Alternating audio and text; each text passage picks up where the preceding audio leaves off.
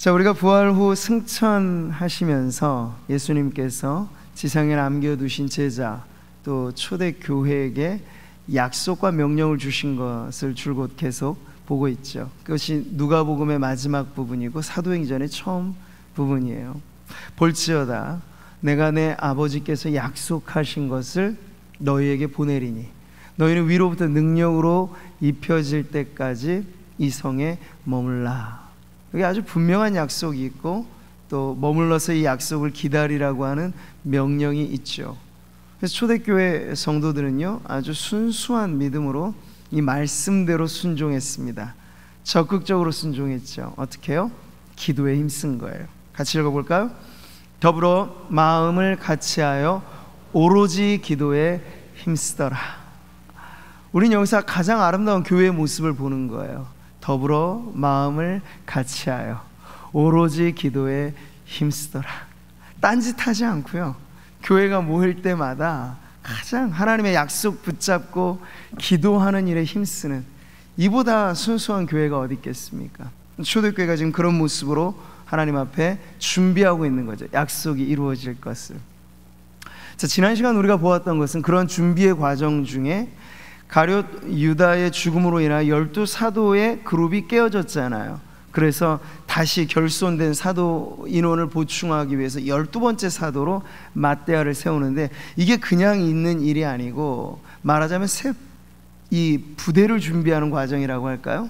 예수님 말씀하셨잖아요. 새 포도주는 새 부대에 넣어야 할 것이라 했는데, 새로운 포도주에 비견할 만한, 전에 맛보지 못했던 이 놀라운 은혜로서 위로부터 임하시는 그런 성령의 충만함을 받기 위해 교회가 준비하면서 기도로 준비했고 또 사람을 세우면서 준비를 하였던 것이죠. 근데 여러분, 부대가 아무리 좋아도 내용물이 사실은 더 중요한 것이겠죠. 찬장, 진열장에 고이 모셔둔 장식품이 아니라면 그릇은 그 안에 뭐가 담겨져 있느냐에 따라 가치가 정해지는 거예요. 아무리 좋아 보여도 그 안에 오물이 담겨져 있어 보세요. 그러면 오물 그릇밖에 안 되는 거죠. 근데 질그릇 같고 질박해 보여도 그 안에 보배가 있다면 어떨까요? 보배로운 그릇이 되는 겁니다. 초대교회가 그렇게 주님의 약속대로 위로부터 임하는 이 보배, 새로운 포도주와 같은 그런 은혜를 위하여 지금 준비하는 과정에, 이제 오늘 우리가 읽은 말씀에서는 때가 되어 주님께서 약속을 성취하시는 그러한 말씀이 나오죠. 바로 오순절 성령 강림의 사건이 나옵니다. 자, 1절의 말씀 같이 한번 읽어보죠. 오순절 날이 이미 이름에 그들이 다 같이 한 곳에 모였더니. 자, 때는 오순절 날이 이미 이르렀다고 했죠. 여기 지금 제자들은 하루같이 늘 모이기를 힘썼고 모일 때마다 기도했는데, 이날만큼은 조금 더 남다른 마음이 있었을 거예요. 이날은 왜냐하면 멀리 있던 유대인들, 경건한 하나님을 경외했던 사람들이 다 예루살렘으로 모이는 날이에요.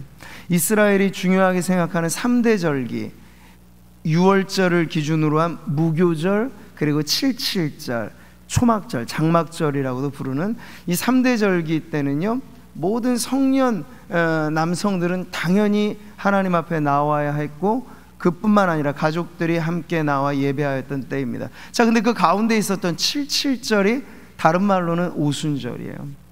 오순, 이게 50을 가리키거든요. 근데 50이 어디서부터 헤아려서 50이냐?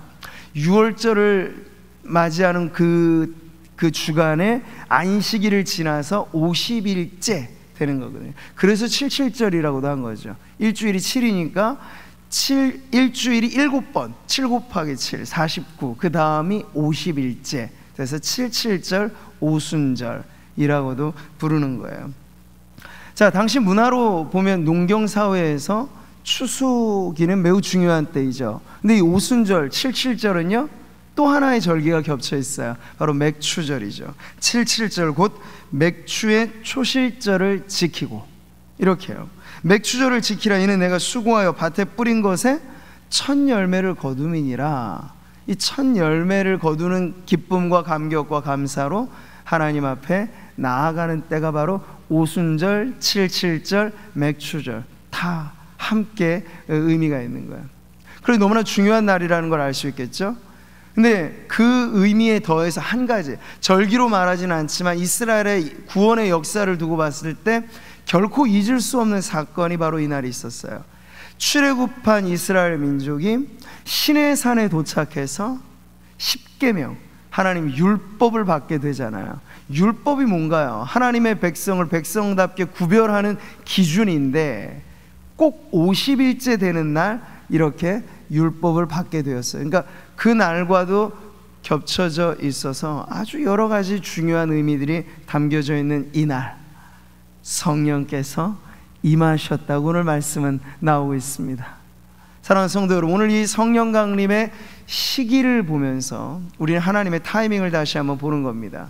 예수님 제자들에게 말씀하셨죠. 때와 시기는 아버지께서 자기의 권한에 두셨으니 너희가 알 바 아니요.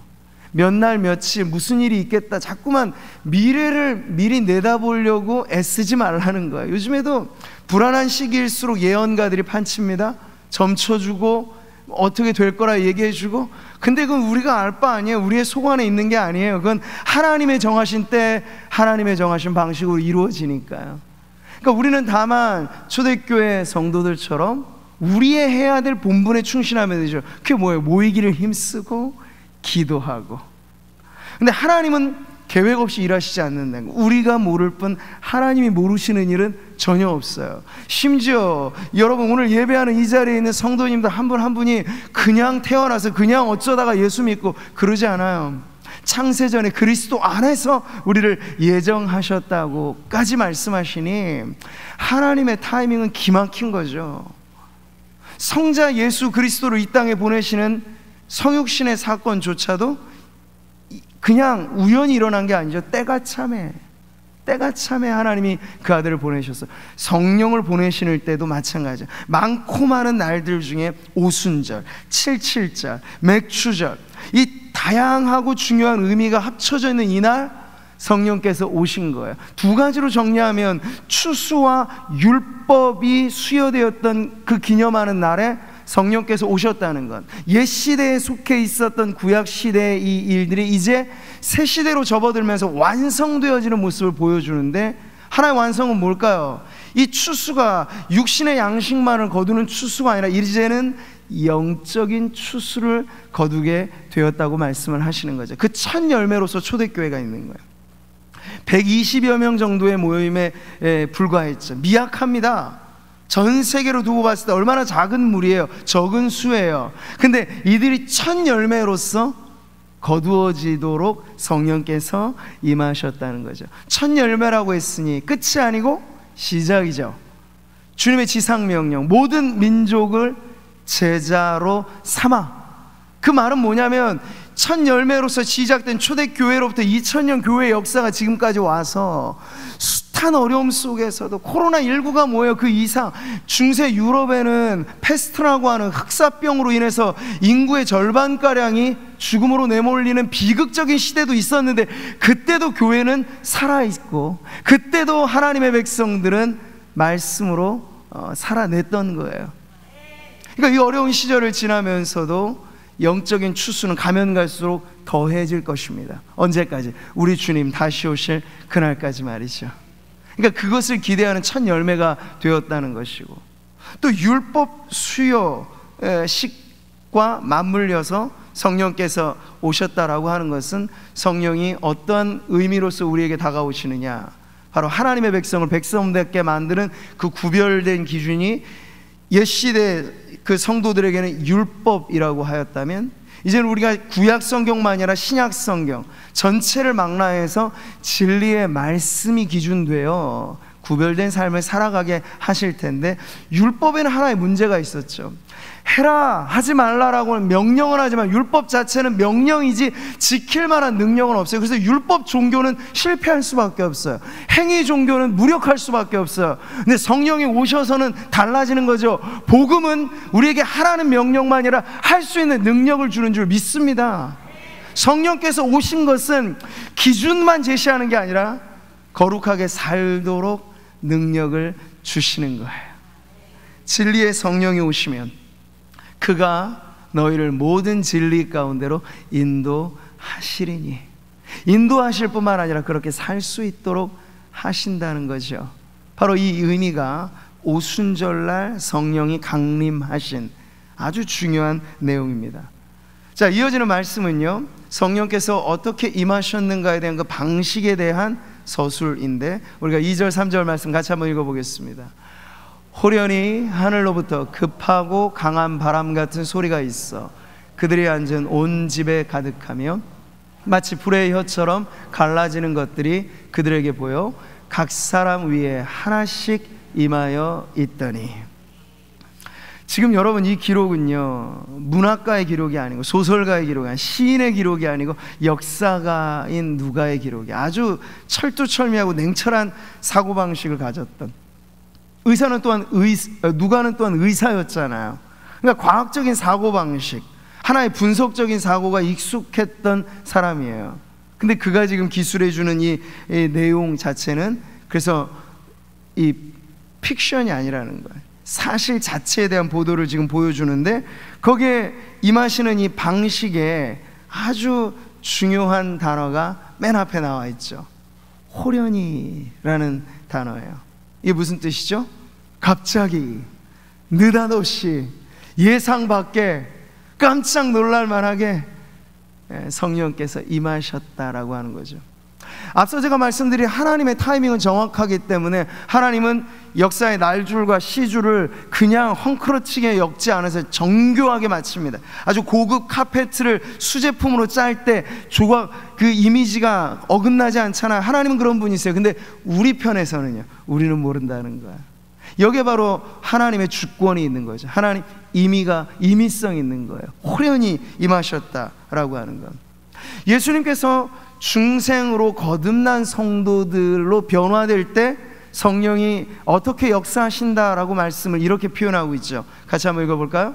바람이 임의로 불매 내가 그 소리는 들어도 어디서 와서 어디로 가는지 알지 못하나니 성령으로 난 사람도 다 그러하니라. 임의로 부는 바람처럼 거듭나고 중생하는 변화에 있어서 성령은 주권적으로 일하신다는 걸 강조하고 있는 거예요. 절대적인 주권자이시라는 거죠.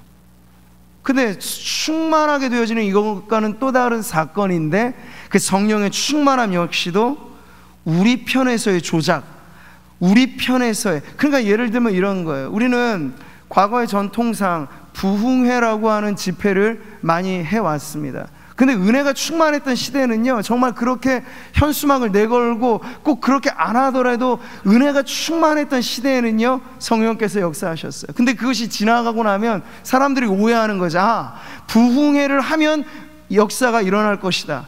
아니요, 하나님이 임하시면 부흥이 일어나는 거예요. 순서를 바꿔놓는 거예요. 사람들은 자꾸만 오해를 하고 착각하면서, 아, 우리가 이런 조건에 대입하기만 하면, 어떤 방법을 쓰기만 하면, 그러니까 추잡하게 사람들이 만들어내는 심리적인 요법이나 종교적인 감흥을 이렇게 짜내면서 사람들에게 은혜 받도록 그렇게 유도하는 방식들이 왜 만들어졌는가? 성령의 주권성에 의지하지 않고 인간이 주도적으로 성령을 좌지우지할 수 있다는 오만, 잘못된 판단이 그런 일들을 만들어 놓은 것이죠. 근데 여러분, 호련히 임하신 성령의 이 사건은 우리로 하여금 다시 한번 성령을 갈망하되 순서를 올바르게 정립하도록 가르쳐 주는 거예요. 주권자는 성령님이시고, 우리가 할 수 있는 건 복잡한 방법이 아니에요, 여러분. 예수님이 제자들에게 어려운 걸 무슨 40일 뭐를 해라, 어디 가서 뭘 준비해라, 많이 갖다 바쳐라, 이런 얘기가 아니라 믿고 기도해라, 약속만 붙잡고 기도하라. 아주 단순하죠. 근데 아주 분명하잖아요. 근데 그대로 했더니 주님은 약속대로 이루신 거예요. 약속하신 이도 하나님, 성취하시는 이도 하나님. 그 사이에 우리는 다만 약속 믿고 기도하며, 모이기를 힘쓰며, 모일 때 딴짓하지 않고 기도에 열중할 때 하나님은 그 뜻대로 우리에게 은혜를 부어주실 줄 믿습니다. 예측할 수 없다는 거예요. 호련히 임하셨다는 거. 조작하지 말라는 거예요. 다만 우리는 겸손하게 성령이 계셔야 될 그 위치, 우리가 있어야 될 그 자리, 그 성령님을 존중히 여기면서 무슨 성령이 어떤 힘이니 뭐니 말하며 비인격화시키지 말고 성부 하나님을 우리가 높이듯, 성자 예수님을 높이듯 성령 하나님을 높이면서 성령의 약속을 기다리라는 거죠. 그러면 이 예측할 수 없다는 건 막연함이 아니라 기대감을 갖게 하는 거야. 여러분 기억하십시오. 우리가 성령으로 충만하기를 바라는 것보다 더 하나님은 우리가 성령으로 충만하기를 원하세요. 우리가 좋은 것을 받는 것보다 더 우리 아버지 되신 하나님은 우리에게 좋은 것을 주시길 원합니다. 너희 하늘 아버지께서 구하는 자에게 성령을 주시지 않겠느냐. 선물 중에 가장 큰 선물, 가장 보배로운 선물, 성령의 충만한 은혜인 줄 믿습니다.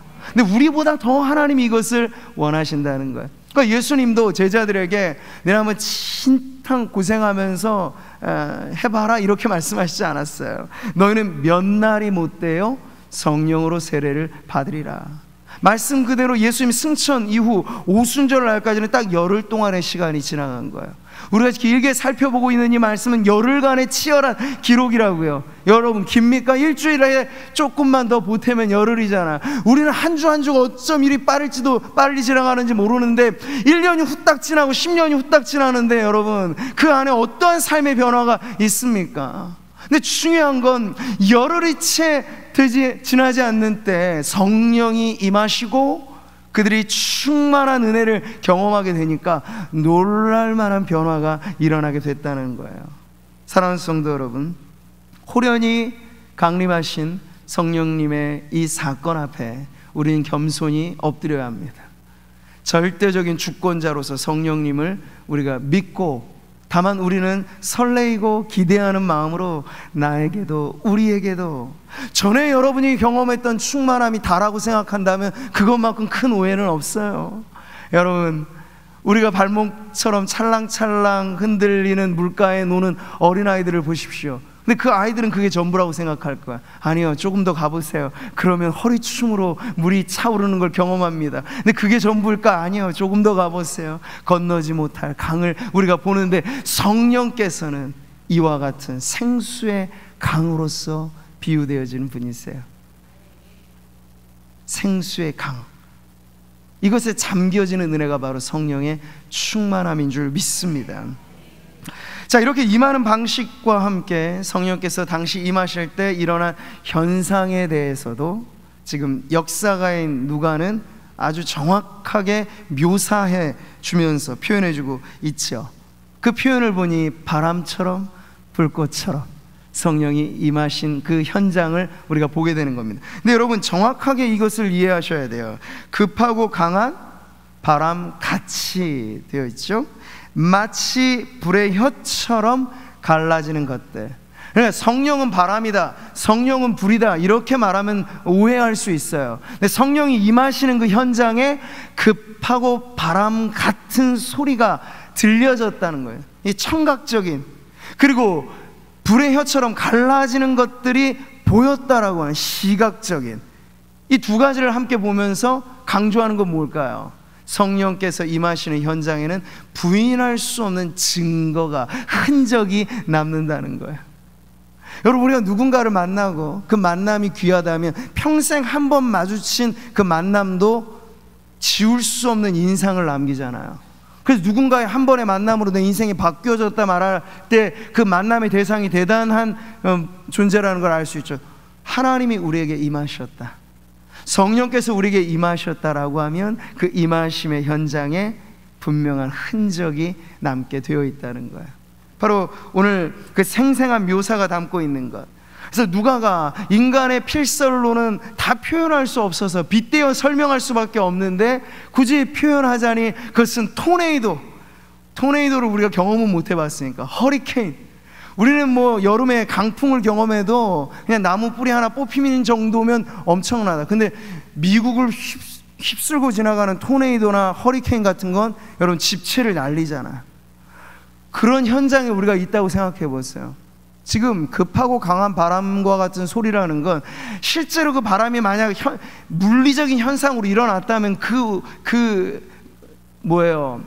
다락이 온전하지 못했을 거예요. 실제로 불이 만약에 다 일어났다면 화재 경보가 났을 거예요. 근데 이 경험을 빗대어 말하니 이건 압도적인 두려움을 느끼게 할 만한 강렬한 그러한 임재를 그들이 체험하게 되었다는 걸 지금 표현해 주는 겁니다. 여러분, 우리가 2000년 교회의 역사를 공부를 해보면 알 수 있어요. 성령이 임하시고, 그래서 그 임함의 현상 가운데 어떤 사람들은 은사 몇몇 가지를 이야기하면서 내가 성령의 충만을 받았다, 그 초대교회에서도 일어난 일이 나에게도 일어났다 이야기를 하잖아요. 그것 자체에 대해서 그 현상적인 문제의 진위 여부는 따로 두고 보더라도 우리가 한 가지 분명히 알 수 있는 건 초대교회에 임했던 이 성령 강림과 같이 급하고 강한 바람 소리를 동반하고 불의 혀처럼 갈라지는 것에 현상이 있었던 그 기록은 이후에 한 번도 찾아볼 수 없어요. 그러니까 예수님이 한 번 탄생하신 것이 구속사적인 사건으로는 거듭 반복되는 게 아니잖아요. 마찬가지로 이와 같은 현상 자체가 똑같이 반복된다는 걸 보여주고 있지는 않아. 이거는 한 번 일어나서 지울 수 없는 흔적을 보여주는 하나의 이적이죠. 성령께서 어떤 분이다라고 하는 걸 드러내는 기적이기 때문에 이적과 표적이라고 말할 수 있겠어요. 근데 우리가 관심을 가져야 되는 건 뭐냐면 그 현상이 갖고 있는 의미가 과연 무엇이냐. 한 가지 우리가 분명했죠. 성령의 임하시는 그 충만한 현장에는 지울 수 없는 흔적이 남는다. 부인할 수 없는 증거가 있다. 그것은 가지의 증거들이 있을 수 있어요. 성도들마다 신앙의 체험이 다 다를 수 있어요. 그러나 확실한 건 성령이 임하셔서 한 성도 위에 역사하시거나 한 교회 위에 역사하실 때 놀랄 만한 변화가 일어난다 하는 것을 지금 보여주고 있는 거죠. 여러분, 나름의 이 의미를 우리가 바람과 불꽃에서 확인해 봅니다. 먼저는 이 불의 요소예요. 시내산에서 율법을 받을 당시에 그 구약의 백성들이 하나님을 만나게 되거든요. 율법을 강령하시는 그 하나님 만나게 될 때 그 현장을 이렇게 보여주죠. 같이 한번 읽겠습니다. 시내산의 연기가 자욱하니 여호와께서 불 가운데서 거기 강림하심이라.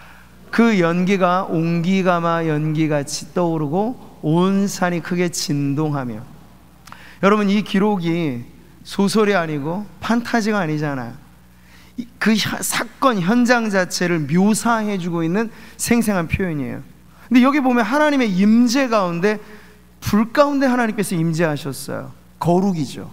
그리고 압도적인 그 임재 앞에 모두가 두려워 떨만한 하나님의 신적인 요소가 그 앞에 있다는 걸 지금 보여주고 있습니다.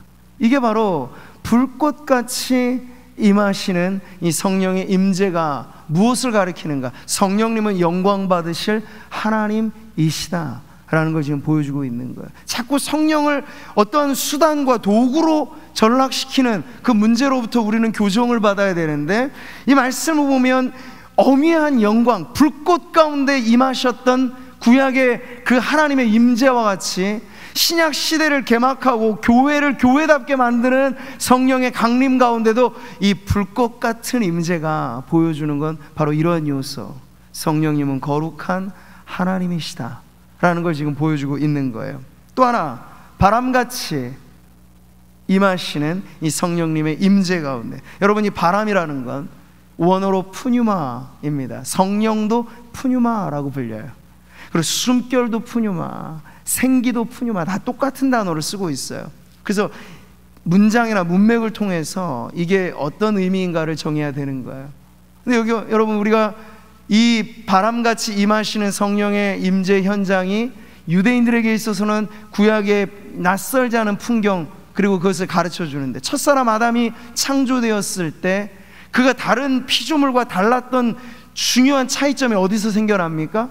그냥 물질적인 요소만이 아니죠. 그 코에 생기를 불어넣어 주셨다 했어요. 다른 동식물들에게는 없는 요소죠. 그게 루아흐라고 하는 생기예요.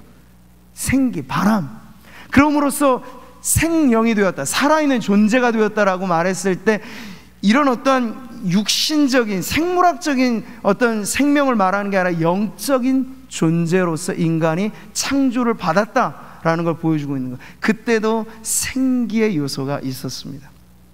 여러분, 에스겔서가 보여주고 있는 환상 가운데 마른 뼈로 가득한 골짜기의 환상, 여러분 그 마른 뼈는 살았으나 허우대만 멀쩡하지 살아있는 생명력 잃어버린 당시의 이스라엘 백성, 하나님의 백성에 대한 비유잖아요.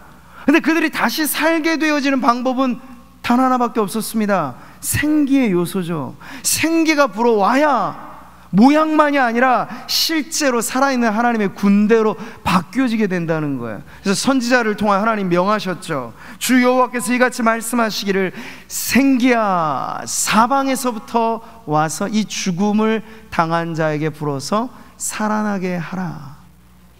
이러한 환상과 이 모든 이미지, 그것이 신약 성경의 예표적인 사건을 보여준다면 바로 바람같이 임하신 성령님의 그 충만한 역사가 죽은 영혼을 살리는 역사가 될 거라는 걸 보여주고 있는 거예요. 사랑하는 성도 여러분, 바람처럼 불꽃처럼 오순절 성령 강림의 그 현장이 우리들에게 보여주는 건 성령님이 어떤 분이신가 하는 거죠. 이걸 우리가 잘 알아요. 오늘 우리가 성령을 추구하되 번지수를 잘못 찾아가는 헛걸음질하는 실수를 범하지 않을 수 있어요. 언제나 역사는 반복된다는 말도 있는데요, 현상적으로 똑같이 반복된다는 의미가 아니라 그 증거로서 성령이 영광스럽게 충만하게 임하시는 그러한 자리가 2000년 기독교 역사를 지금까지 이어오게 되는 원동력이었다는 걸 우리가 잊어서는 안 됩니다.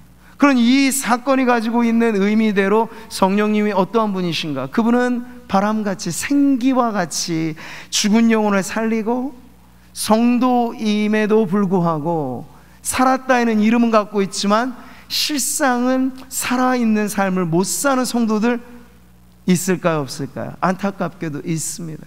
계시록을 보면 거기 소아시아 7교회가 나오는데요, 칭찬받은 교회는 하나밖에는 없어요. 나머지는 다 이 모양 저 모양으로 책망을 받는데, 교회이고 성도인데 살았다는 이름만 갖고 있지 너는 죽은 자와 같다 말씀하세요. 교회이고 성도인데 차지도 덥지도 않아 내 입에서 토하여 내고 싶을 정도라고 말씀을 하세요. 교회인데.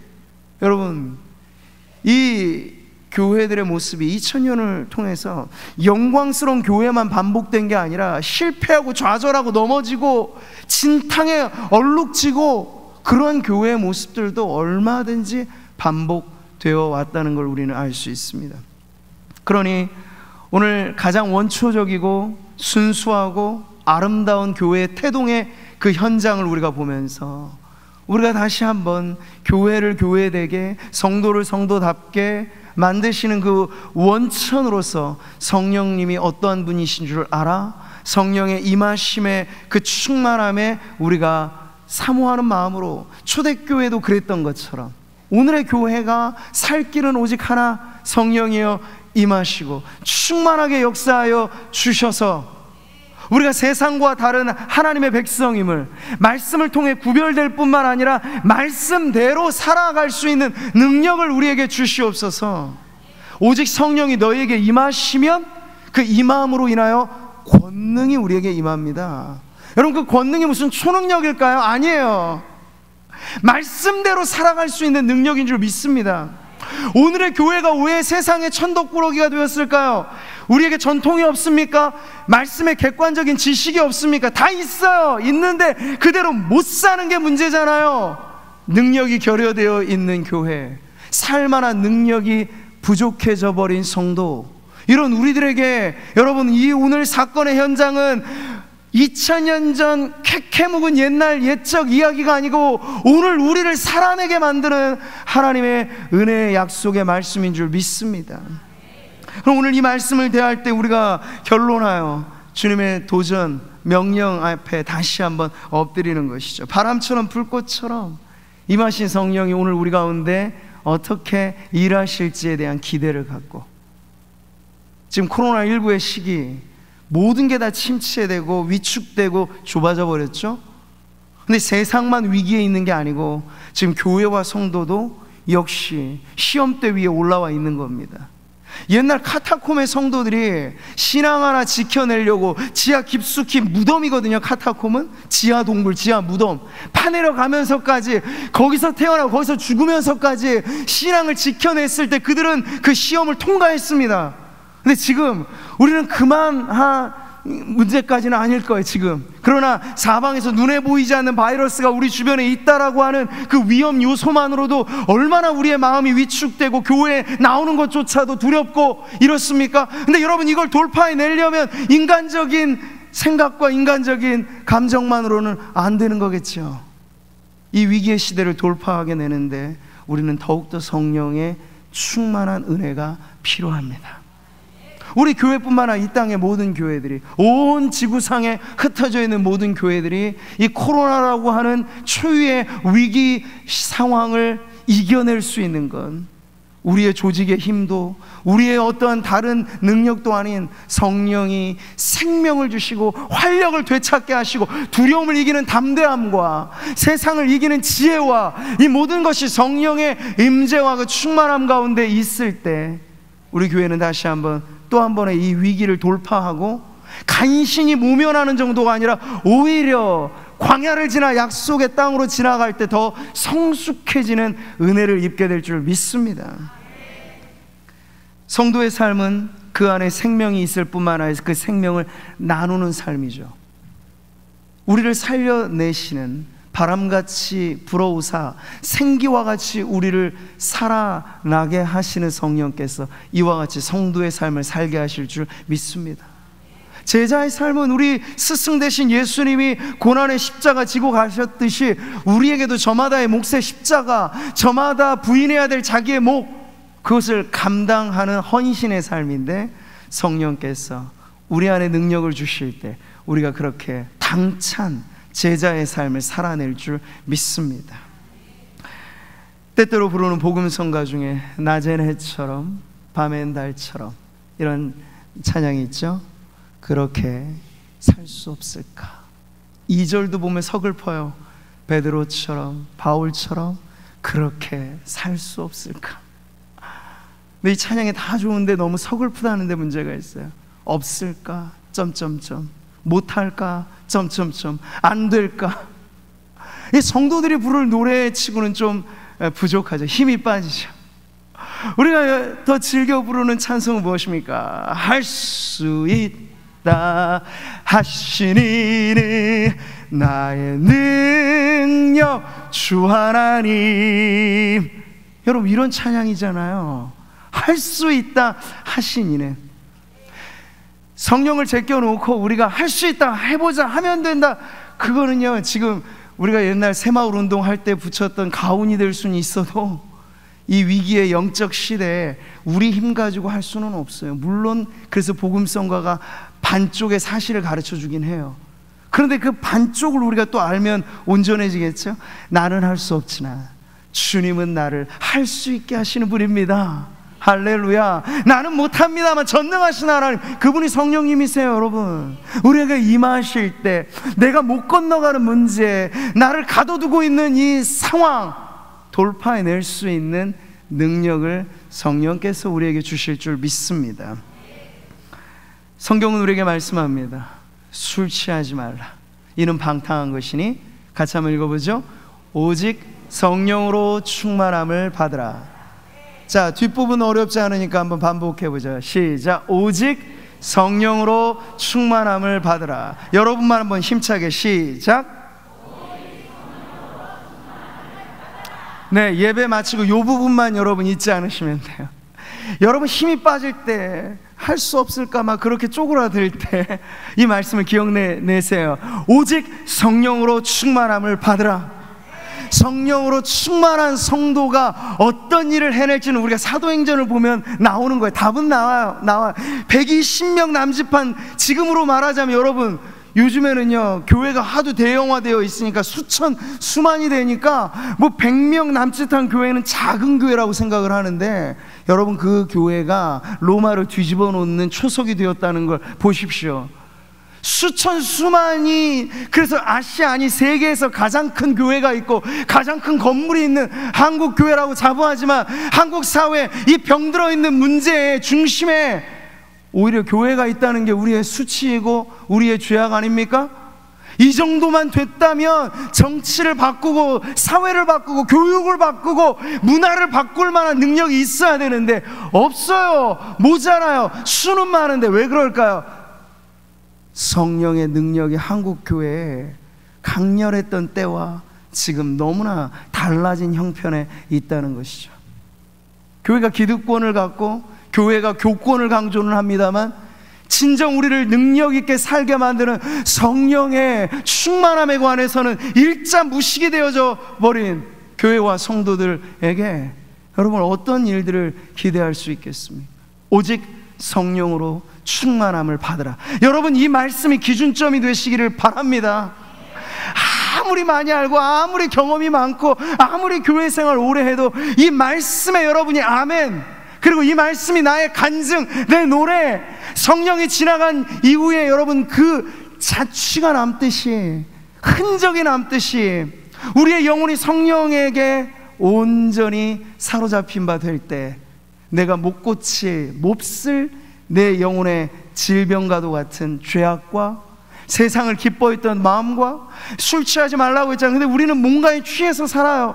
인간의 마음은 중립적이지 않습니다. 공허를 견뎌내지 못합니다. 비어졌으면 뭔가라도 채우려고 합니다. 주일날 예배를 통해 하늘의 기쁨이 충만하면 여러분 세상의 것들 무엇 하나 탐닉할 게 있겠습니까? 근데 그게 채워지지 않으니까 이 빈 마음 다른 거로라도 채우려고 하는 거죠. 주일날 레저와 스포츠를 즐기고 주일날 온갖 향락과 즐거움에 우리의 마음을 빼앗기는 이유는 예배를 통해서 성령으로 충만함을 맛보았더라면 그러지 않아도 될 것을 그러지 못한 이유로 인하여 그 결핍과 결여가 우리로 하여금 술 취하듯 세상에 취하게 만드는 거예요.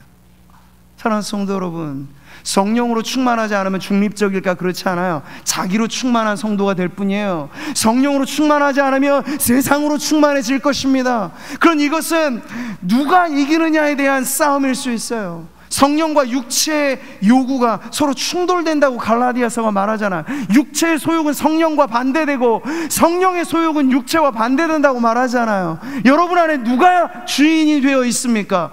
여러분 우리를 장악하고 있는 건 무엇입니까? 성령께서 우리 안에 거룩하게 역사하실 때 성령의 열매는 아름답게 맺어질 것입니다. 희락과 화평과 오래 참음과 자비와 양성과 충성과 인내와 온유, 절제, 이 아름다운 성령의 다발의 열매들이 성령의 충만한 삶으로 살아가는 성도들에게 맺어지는 열매가 될 줄 믿으시기 바랍니다. 오늘 성령 강림주일을 우리가 보내면서 다시 한번 역사상 일어났던 그 영광스러운 사건을 과거에 한때 지나지 않은 일로 기억해내는 것만이 아니라 오늘 우리의 삶의 현장에 이 말씀을 거울 삼아 우리를 비추어 보고 하나님 과연 저는 어떠합니까? 그 무명의 120명의 성도들 다 이름도 알지 못하나 한 사람 한 사람 모두가 성령으로 충만하였다라고 하는 이 기록을 우리가 보면서 여러분 묻어가려 하지 않으셨으면 좋겠어요. 각 사람 위에 성령이 임하십니다. 주의 종에게만 아니요, 성도라면 누구나, 예수 믿으면 누구나 성령은 충만하게 임하시는 줄 믿으십시오. 신앙에 있어 대리만족은 없어요. 불암관에 있는 TV 스타들을 보면서 즐기듯 여러분 종교의 스타들을 많이 보면서 대리만족하십니까? 그러지 마세요. 여러분이 주인공이 되십시오. 성령이 임하시면 무명한 자 같으나 유명한 자 되고, 성령이 임하시면 성도로서 영광스러운 삶을 통해서 성도 한 명이 일당 100의 값어치를 가지고 여러분의 삶의 형편이 어떠하든지, 초대교회 성도들은 대부분 다 없이 살고 부족하게 살고 천대받고, 그런데 그들이 주인들을 바꿔냈어요. 노예들이 주인을 바꿔냈단 말이에요. 우리의 형편이 우리를 이렇게 살게 만드는 게 아니라 성령의 충만한가 그렇지 않은가, 이 시금석, 이 기준 앞에 우리가 1대1로 서는 거죠. 그래서 우리도 베드로에게만 임하셨습니까? 아니요, 무명의 성도에게도 임하셨다고요. 피해갈 수 없습니다. 오직 성령으로 충만함을 받으라. 피해갈 수 없는 명령 앞에 여러분이 맞닥뜨리십시오. 그리고 기도하세요. 우리도 초대교회 성도들처럼 어디 다리 먼 데 가서 헤매지 마시고 이 약속의 말씀을 우직하게 붙잡고, 주여, 거룩하신 성령을 내가 충만하게 누리기에, 여러분 안에 아직 해결되지 못한 죄가 있다면 여러분 어렵지 않아요. 그 죄를 회개하는 데서부터 시작하는 거예요. 새술이 부어지더라도 그릇이 더러우면 어떻게 되겠습니까? 우리는 우리의 마음의 그릇, 주여 정직한 영을 새롭게 하옵시고 내 속에 정한 마음을 창조하시고 주의 성령을 거두어가지 마시옵소서. 다윗이 회개하였던 것처럼 우리가 그렇게 회개하고, 오 하나님 믿사오니 내게도 부어 주시옵소서. 2000년 전 성도에게만이 아니라 오늘 우리 구미 상모교회 성도인 저에게도 성령을 부어 주시옵소서. 그렇게 기도하면서 여러분이 축복의 주인공 되시고, 그렇게 복을 받은 성도들이 모일 때 우리가 코로나 시대라고 하는 이 어려움의 시기도 능히 승리하게 될 줄 믿습니다. 바람처럼 불꽃처럼 임하시는 성령의 역사로 변화되면 성도들 역시 예수로 충만하면 예수 닮듯이 성령과 더불어 살아가는 성도들의 삶도 바람처럼 불꽃 같은 생을 살아가게 될 줄 믿고, 그 삶의 주인공 바로 저와 여러분, 우리 모든 성도들 되시기를 주님의 이름으로 축복합니다.